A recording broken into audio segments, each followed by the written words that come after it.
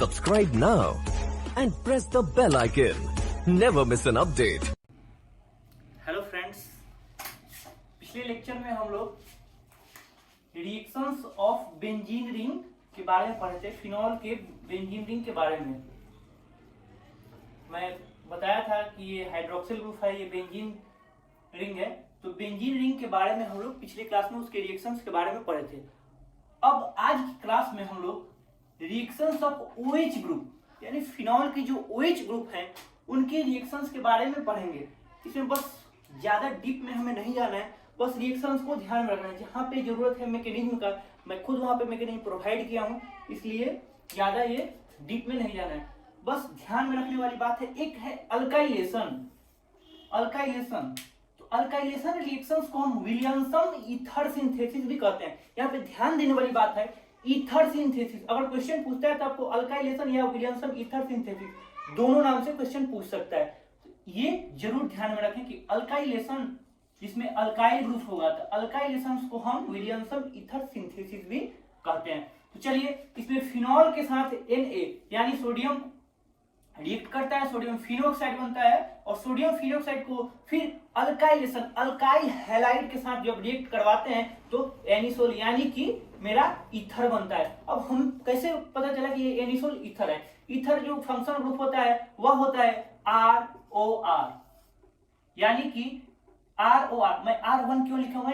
Oxygen के दोनों side different alkyl group होने चाहिए। जहां भी ऑक्सीजन के दोनों साइड डिफरेंट अल्काइल ग्रुप हमें नजर आए वह मेरा ईथर होगा, तो एनिसोल मेरा ईथर होगा। अब इसके मैकेनिज्म पे बात करते हैं। कुछ खास नहीं है, मैं लगभग 5-6 लेक्चर में डिटेल में मैकेनिज्म बताया हूं, इसलिए मुझे भी ज्यादा वर्क करने की जरूरत नहीं है और आप लोग को भी ज्यादा वर्क करने की जरूरत नहीं है। हम रिएजेंट से लेंगे तो रिएजेंट Na सोडियम या पोटेशियम हम ले रहे हैं तो R1। अब यहाँ पे आप देख रहे हैं, इसको तोड़ सकते हैं। R1 ऑक्सीजन पे नेगेटिव चार्ज पॉजिटिव चार्ज आएगा तो यहाँ पे सोडियम आकर जुड़ जाएगा। अब ये R1 और RH यानी कि ये जो मेरा अल्काइल हैलाइड है उसका जो अल्काइल है वह दूसरा डिफरेंट अल्काइल है, और यहाँ पे ये जो मेरा अल्काइल है ये डिफरेंट अल्काइल है। तो यहाँ पे SN2 मैकेनिज्म के थ्रू मेरा ईथर का सिंथेसिस होता है। अब SN2 क्या होता है? Nucleophilic substitution reaction second order का होता है। तो यह अब SN2 क्या होता है इसको हमें अभी नहीं पढ़ना है। यहाँ पे ध्यान देने वाली बात यह है कि एक पॉइंट्स में यहाँ पे लिखा हूं, RH must be primary, RH must be primary, otherwise elimination will be taken। यानी कि जो अल्काइल हैलाइड हम लेंगे यानी सोडियम फिनोऑक्साइड के साथ, सोडियम फिनोऑक्साइड का जब रिएक्शन में हम अल्काइल हैलाइड का उपयोग करेंगे तो वह जो मेरा अल्काइल हैलाइड है वो मस्ट बी प्राइमरी होना चाहिए। अगर वह सेकेंडरी या टर्शियरी हो रहा है तो वह एलिमिनेशन रिएक्शंस देता है। अब यह एलिमिनेशन रिएक्शंस क्या है वो हम एलिमिनेशन रिएक्शंस में पढ़ेंगे। यहाँ पे एक आता है सिंपल सा टॉपिक है क्लेंसन रीअरेंजमेंट। इसमें एक ही पॉइंट ध्यान में रखिए कि जो भी यह एलाइल ग्रुप होता है, इसको हम एलाइल ग्रुप बोलते हैं, इस ग्रुप को जो भी मेरा एलाइल ग्रुप होता है वह सिंपली जो जब 200 डिग्री सेल्सियस पे हीट करता है वह ऑर्थो पोजीशंस पे आकर जुड़ जाते हैं। इसी को क्लेंसन रीअरेंजमेंट कहते हैं। अब यहाँ पे ये अल्काइलेशंस हम देखें। अब एक प्रोसेस आता है मेरा एसाइलेशन, इसको मैं रब कर दे रहा हूं।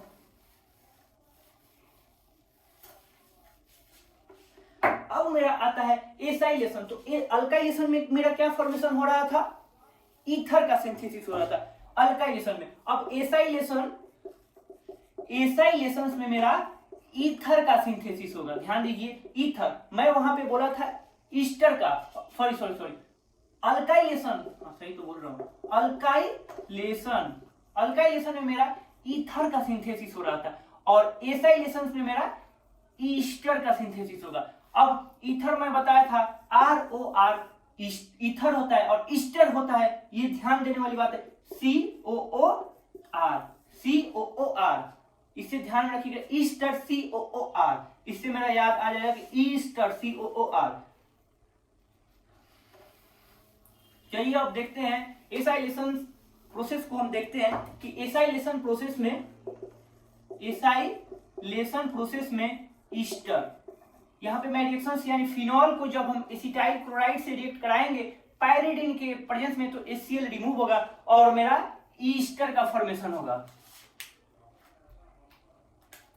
यहाँ पे OH ग्रुप में लगा रहेगा, ईस्टर का फॉर्मेशन होगा। आप देख रहे हैं COOR, यहाँ पे ईस्टर का मेरा फॉर्मेशन हुआ।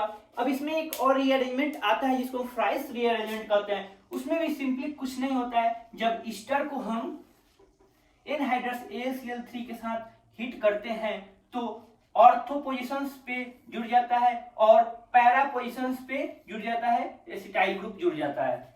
ये सिंपल था फ्राई रीअरेंजमेंट, बस हमें ध्यान है क्लिंसन रीअरेंजमेंट मेरा केवल ऑर्थो पे जुड़ रहा था और यहाँ पे जो है यहाँ पे मेरा ऑर्थो और पैरा दोनों पे जुड़ रहा है।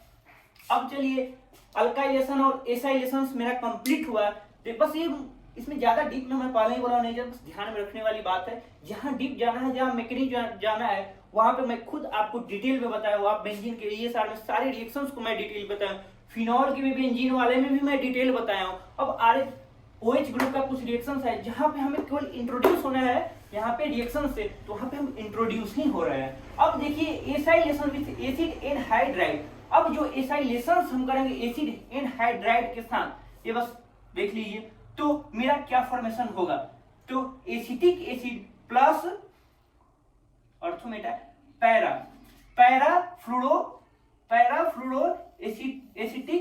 पैराफ्लोरोएसिटिक एसिड का फॉर्मेशन होगा। तो यहाँ पे देखिए पैराफ्लोरोफिनॉल हम लिए, अब एसिटिक एनहाइड्राइड के साथ जब हम रिएक्ट करा रहे हैं तो यहाँ पे इसका हो जाएगा पैराफ्लोरो का फॉर्मेशन होगा, पैराफ्लोरोएसिटिक एसिड का फॉर्मेशन होगा प्लस एसिटिक एसिड का फॉर्मेशन होगा।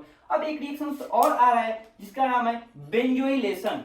बेंजोइलेशन क्या होगा, ये वर्ड से ही क्लियर है कि फिनाइल में दो बेंजीन रिंग COO के बीच में दो बेंजीन रिंग जोड़ देंगे, वही मेरा बेंजोइलेशन होगा, वो मेरा प्रोडक्ट होगा। देखिए फिनॉल का रिएक्शन है और फिनॉल में भी यह OH ग्रुप का रिएक्शन है। इसको जब हम बेंजोइल क्लोराइड के साथ रिएक्ट कर रहे हैं NaOH के प्रेजेंस में, तो मेरा फिनाइल बेंजोएट निकल रहा है। इस रिएक्शन को हम सर्टेन बॉमन रिएक्शन भी बोलते हैं। देखिए ध्यान देने वाली बात यहाँ पे है कि सर्टेन बॉमन रिएक्शन पूछ दे कि क्या है, तो उसी को हम बेंजोइलेशन भी बोलते हैं। अब बेंजोइलेशन क्या होगा, वर्ड से क्लियर है कि COOR, इसके अगल बगल दो बेंजीन रिंग हम जोड़ देंगे जिसको हम फिनाइल बेंजोएट बोलते हैं, वही मेरा प्रोडक्ट हो जाएगा।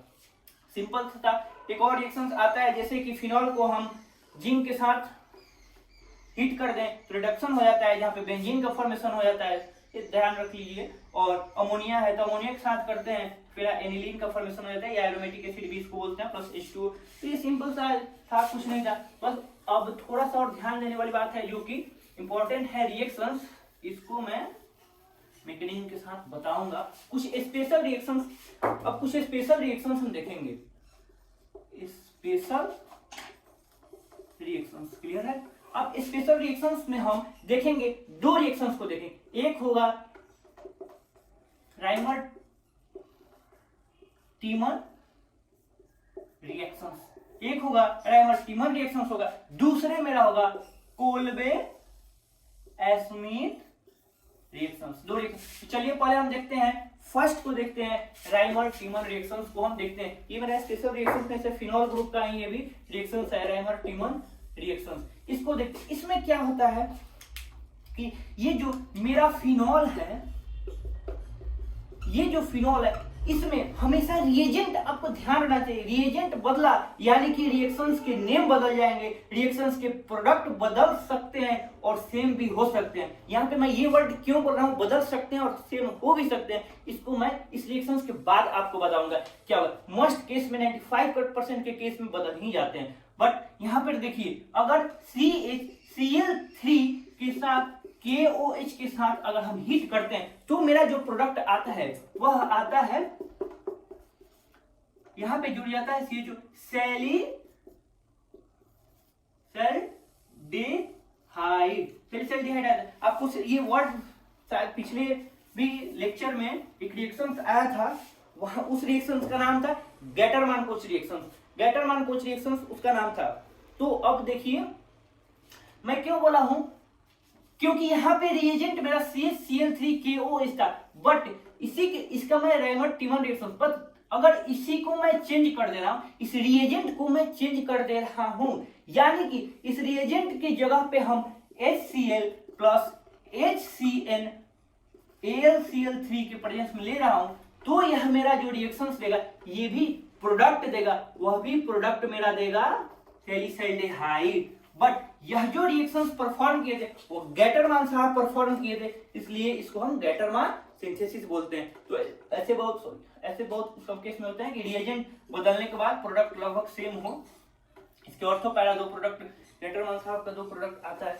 तो यहाँ पे आप वो भी रिएक्शन आपका क्लियर हो जाए तो दोनों में वही बनता है, बस रिएजेंट चेंज होते हैं। तो रिएजेंट आपको मस्ट ध्यान में रखना है। अब मैं आपको बताया हूं कि रिएक्शंस की शुरुआत कैसे करनी चाहिए। तो रिएजेंट लीजिए और रिएजेंट से रिएक्शंस की शुरुआत कीजिए। तो अब मैं स्टेप वाइज नहीं लिखूंगा, मैं लिखते जा रहा हूं, आप ध्यान दीजिएगा। बहुत सारे रिएक्शंस को बहुत डिटेल में मैं बता चुका हूं, थोड़ा सा टाइमिंग का भी हमें ध्यान रखना है, इसलिए हम तुरंत बढ़ते चलेंगे। अब देखिए ये के है, के प्लस OH में टूटेगा, तो यहाँ पे के प्लस OH माइनस, सबको तोड़ना है तो वाटर में डालने पे ये टूट जाता है, प्लस यहाँ पे H जो है CCl टूटे। अब देखिए यहाँ पे जब एक H2O रिमूव होगा तो रिमूव होने के बाद जो बचेगा Cl माइनस चार्ज बचेगा। अब देखिए ये क्या होगा, यहाँ से एक Cl रिमूव होगा तो 2 Cl बचेगा, 2 Cl यहाँ पे, जिसको हम बोलते हैं डाइक्लोरोकार्बिन इसका नेमिंग है। मैं नोट्स में प्रोवाइड कर दूंगा, यहाँ पे आप बस समझते जाइए। क्लियर नहीं दिखाई दे रहा होगा तो भी बस मैं जो बोल रहा हूँ उसको ध्यान से सुनिए और वहां पे आपको क्लियरली मेंशन हो जाएगा। फिर जब ये डाइक्लोरोकार्बिन यानी जो इलेक्ट्रोफाइल है वह मेरा जो अटैक करेगा, ये मेरा जो है फिनोल का जो रिंग है, ऑक्सीजन पे डबल बॉन्ड है इस पे, तो ये जो मेरा इलेक्ट्रॉन अटैक करेगा डाइक्लोरोकार्बिन वहां पे, तो देखिए कि आपका Cl यहाँ पे डाइक्लोरोकार्बिन का फॉर्मेशन हुआ था। तो यहाँ पे ये मेरा जो प्रोडक्ट बनेगा फाइनली रीअरेंज होके H2O निकल के वह मेरा बनेगा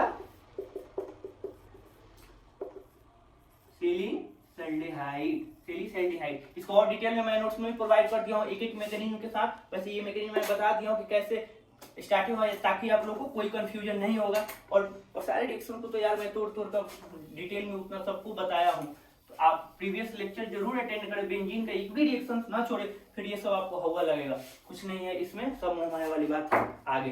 बट बेंजीन मोह माया नहीं है, बेंजीन मोह माया में नहीं लीजिएगा क्योंकि उसके पास रज्जु है और रज्जु बहुत काम की चीज है। अब देखिए एक और रिएक्शन है कोलबे-स्मिथ रिएक्शन। इसका जो प्रोडक्ट है वह मेरा प्रोडक्ट बनता है salicylic acid.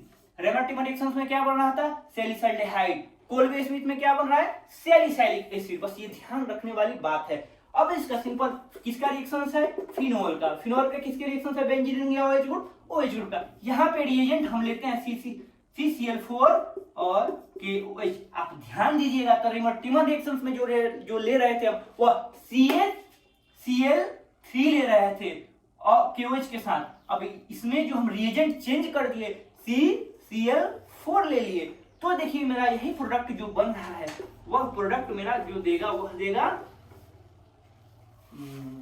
Salicylic acid, OH लग जाएगा और इस पे जो बच जाएगा वो COOH ग्रुप लगा देना है, तो सैलिसाइलिक एसिड मेरा प्रोडक्ट बनेगा। तो बस जो रिएजेंट ध्यान में रखना है, नेम याद ध्यान में रखना है। अगर हम जैसे कि HCl प्लस HCN के साथ अब AlCl3 के साथ हम ले रहे हैं तो गैटरमान सिंथेसिस था, और CHCl3 KOH के साथ हम ले रहे हैं तो रेमर-टिमन रिएक्शन था, और CCl4 KOH के साथ ले रहे हैं तो यह मेरा कोलबे-स्मिथ रिएक्शन है। इसमें मेरा सैलिसाइलिक एसिड बनता है, रेमर-टिमन रिएक्शन में सैलिसल्डिहाइड बनता है, गैटरमान सिंथेसिस में सैलिसल्डिहाइड बनता है और तो और पैरा प्रोडक्ट का बनता है। अभी ऐसे सिंपल सा था।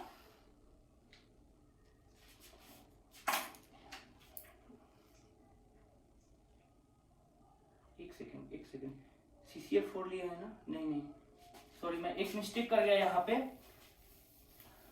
देखिए रिएक्शंस जब दिमाग में चलेगा तो एक रिएक्शंस पे एक रिएक्शंस आ जाते हैं, सॉरी। बट वहां पे गैटरमैन जो सिंथेसिस था उसमें हम लोग क्या लिए थे, HCl प्लस HCN के साथ AlCl3 लिए थे, उसमें मेरा सैलिसाइल्डिहाइड बन रहा था। राइबर-टिमन रिएक्शंस के साथ जो हम लिए थे वह CaCl3KOH के साथ हम लिए थे, हिट किए थे, उसमें भी सैलिसाइल्डिहाइड बन रहा था। अब कोल्बे रिएक्शंस के साथ हम जो लेते हैं, यहाँ पे ध्यान दीजिएगा, जो रिएजेंट हम लेते हैं फिनो, इसको ये OH है, इसको जब हम NaOH से ट्रीट करते हैं तो मेरा फिनोक्साइड आयन बन जाता है। फिनोक्साइड आयन को जब हम CO2 125 डिग्री सेल्सियस यानी हीट करते हैं CO2 के प्रेजेंस में, तो मेरा जो प्रोडक्ट आता है वह यहाँ पे OHCOOH सैलिसाइलिक एसिड। अब देखिए मैं कैसे पकड़ा हूं कि ये मैं पिछले में गलत लेते, क्योंकि वहां पे जो मैं रिएजेंट बना रहा था डायरेक्ट मैं फिनॉल से बना रहा था और CCl4 को ऐड कर रहा था, बट यहाँ पे तो फिर वो सैलिसाइल्डिहाइड ही सैलिसाइलिक एसिड देता, लेकिन वहां पे क्या था, मेरा रिएजेंट चेंज था यार, CCl4 ले लिया था मैं। अब ये सोडियम फिनोक्साइड के साथ अब हम यहाँ पे फिनॉल ले रहे हैं, इसके साथ CCl4 और KOH के साथ अगर हीट करते हैं तो भी मेरा जो बनेगा वह बनेगा सैलिसाइलिक एसिड। तो ये मेरा रिएक्शंस की। अब चलिए फिर से एक बार रिवीजन कर देते हैं, कंफ्यूजन बस इस चार में है, बाकी सब रिएक्शंस तो ध्यान में रख लेने। फ्राइज रिएरेंजमेंट क्या होता है, क्लेंसन रिएरेंजमेंट क्या होता है, अल्काइलेशन क्या होता है, एसाइलेशन क्या होता है, विलियमसन ईथर सिंथेसिस किसको बोलते हैं, ये सब ध्यान में रखना है। ध्यान पॉइंट में रखने वाली बात यह है, एक गैटरमैन सिंथेसिस, उसमें मेरा रिएजेंट क्या ले रहे थे, HCl प्लस HCN AlCl3 के साथ हम ले रहे थे, तो वहां पे मेरा जो बन रहा था प्रोडक्ट, वह मेरा जो प्रोडक्ट बन रहा था वह प्रोडक्ट था सैलिसाइल्डिहाइड। राइबर-टिमन रिएक्शंस में भी प्रोडक्ट मेरा सैलिसाइल्डिहाइड बन रहा था, बट उसमें जो हम रिएजेंट ले रहे थे वह मेरा रिएजेंट HCl और HCN के जगह पे CHCl3 और KOH था, उसके साथ में हम हीट कर रहे थे, तो मेरा जो प्रोडक्ट आ रहा था वो सैलिसाइल्डिहाइड बन रहा था। दोनों में बस रिएजेंट का डिफरेंस है। अब एक जो रिएक्शंस है वह मेरा कोल्बे रिएक्शंस, कोल्बे स्मिथ साहब जो रिएक्शंस परफॉर्म किए होता है, वो सोडियम फिनोक्साइड आयन को जब 125 डिग्री सेल्सियस में CO2 से पास किए तो जो मेरा प्रोडक्ट आया था वो सैलिसाइलिक एसिड बना था। देखिए कैसे वो बनाते हैं, आपको बनाना भी आना चाहिए। COOH कार्बोक्सिलिक एसिड बोलते हैं, COOH कार्बोक्सिलिक एसिड होता है, इसलिए इस रिएक्शंस को कार्बोक्सिलेशंस भी बोलते हैं, तो ये भी ध्यान में आ गया, कार्बोक्सिलेशंस भी बोलते हैं। तो ये कोल्बे साहब का रिएक्शन था सैलिसाइलिक एसिड। अब जब फिनॉल को, यहाँ पे फिनोक्साइड आयन से रिएक्ट कर, अब जब फिनॉल को डायरेक्ट CCl4 KOH यानी कि CO2 के जगह पे CCl4 और KOH, तो भी मेरा प्रोडक्ट जो सैलिसाइलिक एसिड बनता है। यानी कि कोल्बे साहब के साथ और एक और CCl4 हम लेते हैं, कोल्बे साहब के रिएक्शन में भी सैलिसाइलिक एसिड बनता है। अब OH ग्रुप के साथ ये रिएजेंट लेते हैं तो भी सैलिसाइलिक एसिड बनता है। राइबर-टिमन रिएक्शन में सैलिसाइल्डिहाइड बनता है, गैटरमैन सिंथेसिस में सैलिसाइल्डिहाइड बनता है। यहां तक मेरे ख्याल से आपको एकदम क्लियर होना चाहिए, बाकी कुछ नहीं है इसमें। अब इस बार मैं नहीं बोलूंगा कि मोह वाली बात है, थोड़ी सी बात है इसमें ध्यान देने वाली बात है। नेक्स्ट क्लास में हम लोग आगे की तरफ प्रोसीड करेंगे और उसके बाद थोड़ा सा बहुत इंटरेस्टिंग, बहुत सिंपल, जो कि आपको लगता है बहुत टफ, वो आने वाला है एरोमेटिक एसिड, जिसमें बेसिसिटी थोड़ी सी समझने वाली बात है कुछ नहीं। आज के लिए इतना ही, थैंक यू।